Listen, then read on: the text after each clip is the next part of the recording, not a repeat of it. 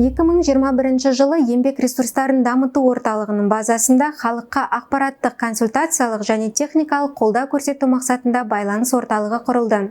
Байланыс орталығының қызметкерлері әлеуметтік еңбек саласының барлық мәселелері бойынша кеңес береді. Сондай-ақ Әлеумет.kz әлеуметтік қызметтер, электрондық еңбек биржасы, HR еңбек ресурстары, бизнес бастау, мигрейшн, бос жұмыс орындарының онлайн жәрмеңкелері порталдарының техникалық жағынан қолдау көрсетеді. Бұдан басқа байланыс орталығынан E-Собес ақпараттық жүйелерінің, еңбек шарттарын есепке алудың бірыңғай жүйесінің, мүгедектігі бар адамдардың орталықтандырылған дерекқорларының және басқалардың жұмыс істеу принциптері бойынша ақпарат алуға болады.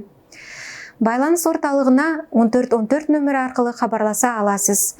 Тілді таңдап, дауыстық роботқа сұрағыңызды қойғаннан кейін сізді тиісті оператормен байланыстырады. Сіздің әлеуметтік еңбек саласына қатысты бірде-бір өтінішіңіз жауапсыз және барлық мәселеңіз назардан тыс қалмайтынын есіңізге саламыз.